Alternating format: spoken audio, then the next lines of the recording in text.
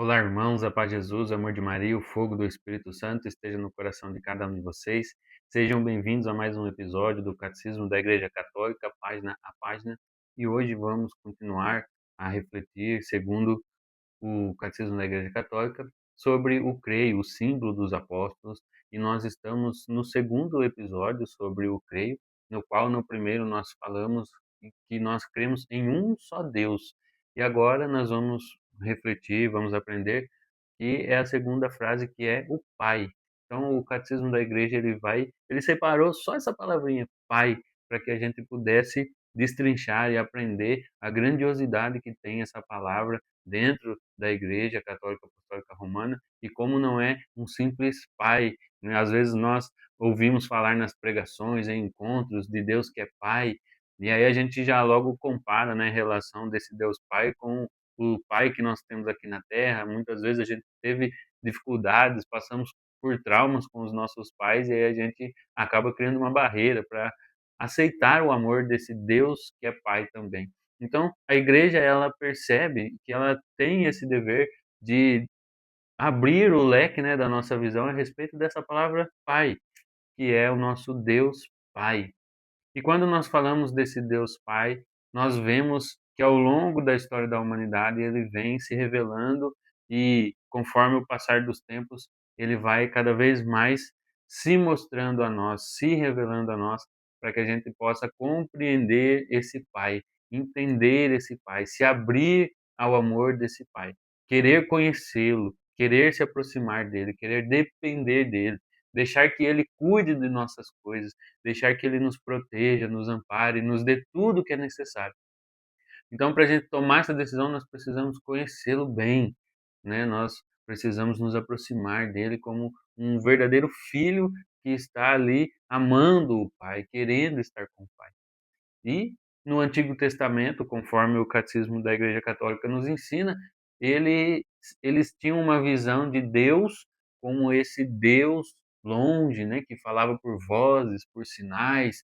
Então eles viam aquele Deus que revelava o poder dele na criação, nas coisas, nas nuvens, na cortina de fogo, na água que brotava da pedra, de sinais em guerras, que eles conseguiam vencer as guerras conforme eles pediam para Deus esse auxílio, e eles iam lá e ganhavam as guerras. Quando eles pediam força, quando eles pediam água do poço. Então, tem muita coisa no Antigo Testamento que revela esse Deus, que é um Deus Pai que cuida dos seus filhos através de sinais, prodígios na criação. Ele pode mover todas as coisas, criar todas as coisas, fazer do impossível possível, que ele controla as águas, que ele controla os céus, as estrelas, que ele controla o sol, controla tudo. Então, Deus Pai, ele nos mostra a sua autoridade, a sua força, o teu amor, através de coisas naturais que iriam acontecendo ao longo da história da humanidade. Então, o povo israelita, o povo judeu do Antigo Testamento, eles viam muito Deus através dessa relação com o Deus Todo-Poderoso, né, através das coisas, da criação de Deus. E eles eram o povo eleito para cuidar dessas coisas.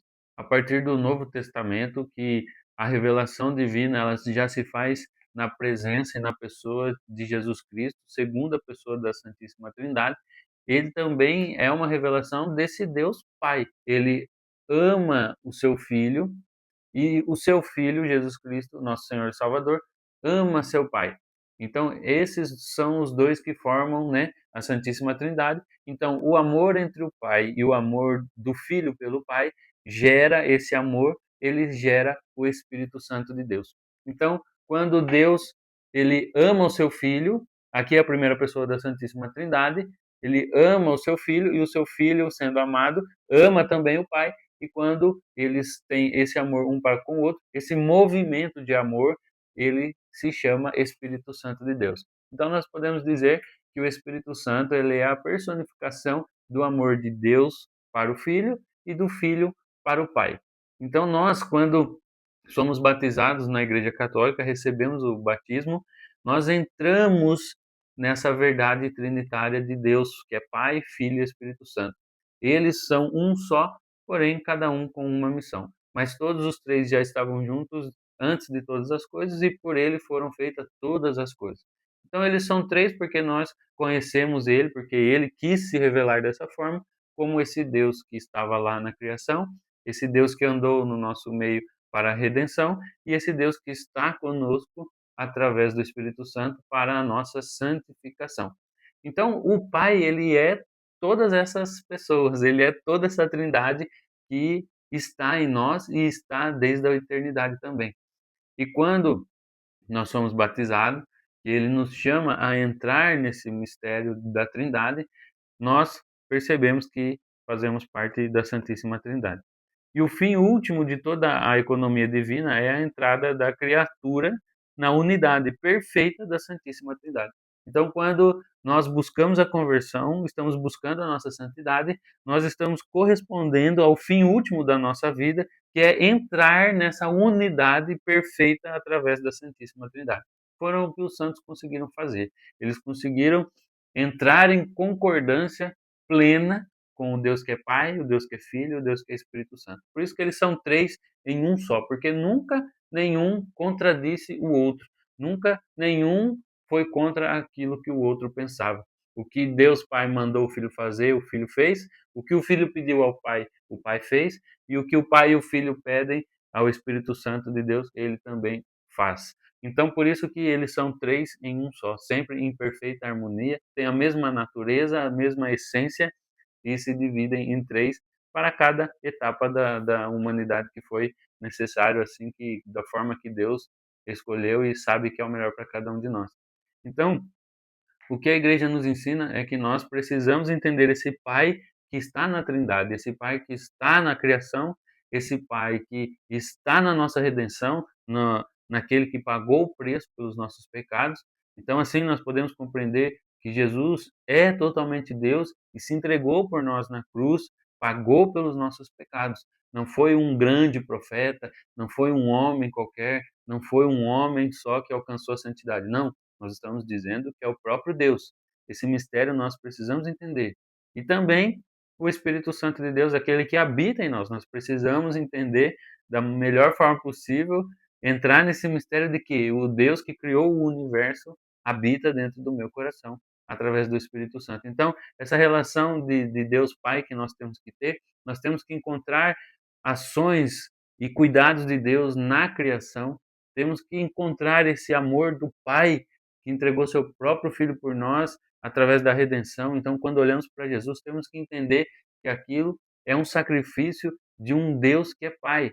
E também todas as vezes que celebramos o sacramento do batismo e todas as vezes que lembramos que Deus está dentro de nós, nós temos que entender que aí também está o Pai que deu um jeitinho de habitar dentro de nós para estar conosco em todos os momentos da nossa vida. Então, essa palavra pai, a partir desse momento, ela torna um aspecto muito maior do que simplesmente aquele pai que nós conhecemos, né, humanamente falando. Não, é um pai que estava antes de todas as coisas, se fez homem e enviou o Espírito Santo para que ele pudesse cuidar dos seus filhos do jeito que foi possível, do jeito que ele quis fazer e que é o melhor para cada um de nós. Então, em tudo aquilo que nós celebramos, tudo aquilo que nós vivemos, nós temos que buscar reconhecer a Trindade e vê-lo isso como o amor de um pai que cuida dos teus filhos a partir desse amor uno e trino que nos cobre, que nos envolve, que nos protege e que nos ampara.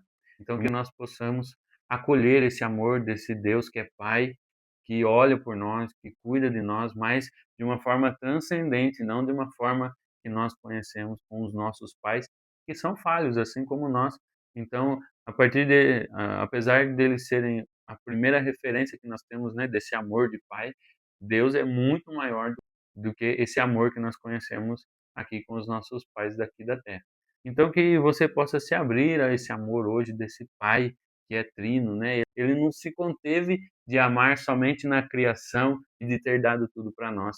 Ele não se conteve em amar só ali na cruz e também não se contém de amar de estando dentro de nós, né? De tão grande que ele é sem fazer tão pequeno. Ele não se contém de amor por nós e ele faz isso, faz unicamente por amor a cada um de nós.